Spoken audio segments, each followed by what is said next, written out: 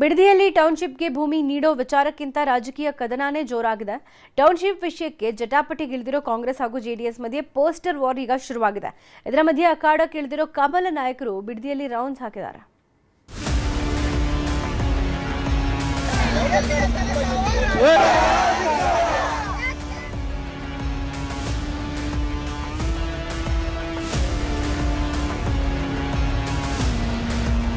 ರಾಜ್ಯದ ಮುಖ್ಯಮಂತ್ರಿಗಳಾದ ಮೇಲಾದ್ರೂ blue film ಮಾಡಿಸೋದು, ಪೋಸ್ಟ್ ಅಂಟಿಸೋದು ಇದೆಲ್ಲ ಬಿಡುತ್ತಾರೆ ಅದನ್ನ ಅಂತ ಅನ್ಕೊಂಡಿದ್ದೆ.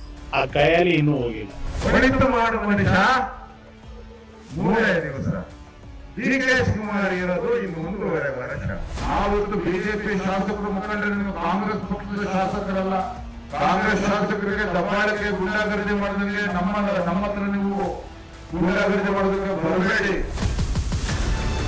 ಬಿಡದಿ ಟೌನ್ಶಿಪ್ ಬಡಿದಾಟ ಸದ್ಯಕ್ಕೆ ನಿಲ್ಲೋ ಲಕ್ಷಣ ಕಾಣಿಸ್ತಿಲ್ಲ. ಯಾಕಂದ್ರೆ ಸರ್ಕಾರ ಮುಂದಿಟ್ಟ ಹೆಜ್ಜೆ ಹಿಂದಿಡ್ತಿಲ್ಲ. ರೈತರು ಭೂಮಿ ಕೊಡೋದಕ್ಕೆ ರೆಡಿ ಇಲ್ಲ. ಇದರ ಮಧ್ಯೆ ರಾಜಕೀಯ ಕದನವೂ ನಿಲ್ತಿಲ್ಲ. ಹೀಗಾಗಿ ಬಿಡದಿ ಅನ್ನೋದು ಯುದ್ಧ ಭೂಮಿಯಾಗಿ ಮಾರ್ಪಟ್ಟಿದೆ. ಇದರ ಮಧ್ಯೆ ಒಂದಿಷ್ಟು ರೈತರು ತಮ್ಮ ಭೂಮಿ ಬಿಟ್ಕೊಡೋದಕ್ಕೆ ರೆಡಿಯಾಗಿದ್ದು, ಯೋಜನೆಯ ಡಿಪಿಆರ್ ಸಿದ್ಧತೆಗೆ ರಾಜ್ಯ ಸರ್ಕಾರ ಟೆಂಡರ್ ರೆಡಿ ಮಾಡಿದೆ. ಹೀಗಾಗಿ ಅಖಾಡಕ್ಕಿಳಿದಿರೋ ಕಮಲ ನಾಯಕರು ಕಾಂಗ್ರೆಸ್ ವಿರುದ್ಧ ಗುಡುಗಿ ಬಿದ್ದಿದ್ದಾರೆ. ಬಿಡದಿ ಟೌನ್ಶಿಪ್ ಯೋಜನೆ ವಿಷಯದಲ್ಲಿ ರೈತರ ಪರ ವಿರೋಧ ನಡೀತಾನೇ ಇದೆ. ಇದರ ಮಧ್ಯೆ ರಾಜ್ಯ ಸರ್ಕಾರ ಯೋಜನೆಯ ಡಿಪಿಆರ್ ಸಿದ್ಧತೆಗೆ ಟೆಂಡರ್ ರೆಡಿ ಮಾಡಿದೆ. 26 ಕೋಟಿ ವೆಚ್ಚದಲ್ಲಿ ಜಿಬಿಡಿಎ ಮೂಲಕ ಯೋಜನೆಯ ರೂಪುರೇಷೆ ತಯಾರಿಸಲು ಟೆಂಡರ್ ಆಹ್ವಾನ ನೀಡಲಾಗಿದೆ. ಟೌನ್ಶಿಪ್ನ ಸಂಪೂರ್ಣ ಬ್ಲೂ ಪ್ರಿಂಟ್, ಮಾಸ್ಟರ್ ಪ್ಲಾನ್ ಜೊತೆಗೆ ರೋಡ್ ಮ್ಯಾಪ್ ತಯಾರಿಸುವಂತೆ ಟೆಂಡರ್ ರೆಡಿ ಮಾಡಲಾಗಿದೆ.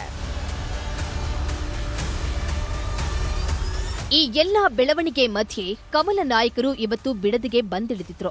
ಬೈರಮಂಗಲದಲ್ಲಿ ಸಂಚರಿಸಿದ ಬಿಜೆಪಿ ರಾಜ್ಯಾಧ್ಯಕ್ಷ ವಿಜಯೇಂದ್ರ ಹಾಗೂ ವಿಪಕ್ಷ ನಾಯಕ ಆರ್ ಅಶೋಕ್ ನೇತೃತ್ವದ ಟೀಮ್ ಕಾಂಗ್ರೆಸ್ ವಿರುದ್ಧ ಸಮರ ಸಾರಿದೆ. ಕೆಂಪಯ್ಯನಪಾಳ್ಯ ರೈತರ ಜೊತೆ ಚರ್ಚಿಸಿದ ಬಿಜೆಪಿ ನಿಯೋಗ ಕಾಂಗ್ರೆಸ್ ವಿರುದ್ಧ ಮುಗಿಬಿದ್ದಿದೆ. ರಾಹುಲ್ ಗಾಂಧಿ ಅವರು ಮೊನ್ನೆ ಅಂಡಮಾನ್ ನಿಕೋಬಾರ್ಗೆ ಹೋಗಿದ್ರು. ಏನಕ್ಕೆ ಹೋಗಿದ್ರಲ್ಲಿ?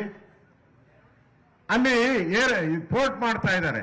ಅಲ್ಲೋಗಿ ನಿಂತ್ಕೊಂಡು ಅವರು ಹೇಳಿದ್ದಾರೆ, ಇಲ್ಲಿ ನೀವು ಇದನ್ನ ಈ ಗ್ರೀನರಿಯನ್ನ ಹೊಡೆದಾಕಿ ನೀವು ಪೋರ್ಟ್ ಮಾಡ್ತಾ ಇದ್ದೀರಾ, ಇದಕ್ಕೆ ನನ್ನ ವಿರೋಧ ಇದೆ ಅಂತ ಹೇಳಿ ಸ್ಟ್ರೈಕ್ ಕೂತ್ಕೊಂಡಿದ್ದಾರೆ.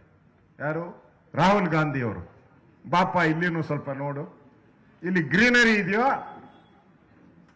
ಅಥವಾ ಆಳ್ಬಿಟ್ಟಿದ್ಯೋ ಬಂದು ನೋಡಿ ನೀವು. ರಾಹುಲ್ ಗಾಂಧಿ ಅವರಿಗೆ ಇನ್ವಿಟೇಷನ್ ಕೊಡೋಣ ನಾವೆಲ್ಲರೂ, ಇಲ್ಲಿರೋ ರೈತರೆಲ್ಲ. ರಾಜ್ಯದ ಮುಖ್ಯಮಂತ್ರಿಗಳಿಗೆ ನಾ ಎಚ್ಚರಿಕೆಯನ್ನು ಕೊಡ್ತಾ ಇದ್ದೇನೆ, ಯಾವುದೇ ಕಾರಣಕ್ಕೂ ರೈತರ ಜೊತೆ ಚೆಲ್ಲಾಟ ಆಡುವುದಕ್ಕೆ ಭಾರತೀಯ ಜನತಾ ಪಾರ್ಟಿ ನಾವು ಬಿಡೋದಿಲ್ಲ. ರೈತರ ಬದುಕಿನ ಜೊತೆ ನೀವು ಚೆಲ್ಲಾಟವನ್ನು ಆಡಬೇಡಿ. ಮಾನ್ಯ ಮುಖ್ಯಮಂತ್ರಿಗಳೇ, ನಿಮಗೆ ರಿಯಲ್ ಎಸ್ಟೇಟ್ ದಂಧೆ ಮಾಡೋದಕ್ಕೆ ಬೇಕಾದಷ್ಟು ಜಮೀನುಗಳಿದ್ದಾವೆ. ಕೈ ಪೋಸ್ಟರ್ ವಾರ್, ಎಚ್ಡಿಕೆ ಟಕ್ಕರ್. ಟೌನ್ಶಿಪ್ ವಿಷಯದಲ್ಲಿ ಕಾಂಗ್ರೆಸ್ ನಾಯಕರು ಹೇಳ್ತಿರೋದೊಂದೇ, ಕೇಂದ್ರ ಸಚಿವ ಕುಮಾರಸ್ವಾಮಿ ಹಾಕಿದ ಬುನಾದಿಯಲ್ಲೇ ನಾವು ಹೋಗ್ತಿರೋದು ಅಂತ. ಕುಮಾರಸ್ವಾಮಿ ಮಾಡಿದ ಪ್ಲಾನ್ನೇ ಮುಂದಿಟ್ಕೊಂಡು ಇಷ್ಟು ದಿನ ಮುಗಿಬೀಳ್ತಿದ್ರು. ಆದ್ರೀಗ ಇನ್ನೂ ಒಂದು ಹೆಜ್ಜೆ ಮುಂದೆ ಹೋಗಿದ್ದಾರೆ.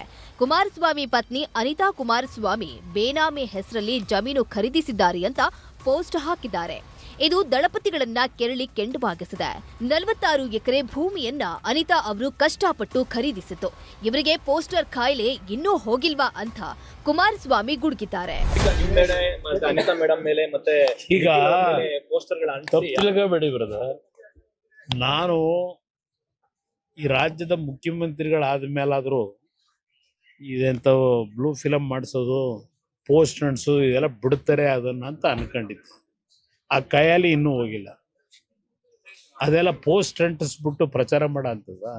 ಈವನ್ ನಾನು ಹೆಂಡ್ತಿದ್ದು ಫೋಟೋ ಹಾಕೋರು, ನಂದು 100 ಎಕರೆ ಅಂತ ಅದೇನೋ ನಿಖಿಲ್ದು ನಂದು ಹಾಕೋರಲ್ವೇ. 46 ಎಕರೆ 40 ವರ್ಷದ ಹಿಂದೆ ಕಷ್ಟಪಟ್ಟು ಸಂಪಾದನೆ ಮಾಡಿರೋ ಜಮೀನು.